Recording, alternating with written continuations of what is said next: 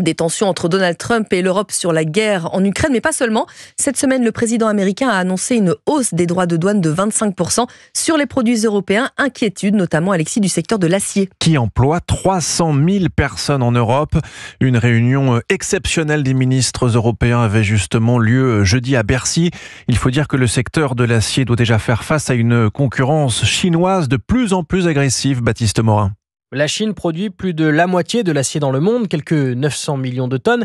Mais avec le ralentissement économique qu'il traverse, le pays en consomme de moins en moins et donc en exporte de plus en plus, avec un effet notamment en Europe, explique Emmanuel Auriol, professeur à l'école d'économie de Toulouse. Les Chinois inondent le marché parce qu'ils ont une consommation intérieure qui s'est beaucoup ralentie, ils ont une crise immobilière, ils ont une crise économique avec du chômage et de ce fait, ils se retrouvent avec ces excédents qui bradent. Depuis 2019, une clause de sauvegarde limite les importations d'acier sur le marché européen, mais le seuil trop élevé n'empêche pas l'arrivée d'acier chinois, un acier très bon marché, produit à coût de subventions d'État et de charbon.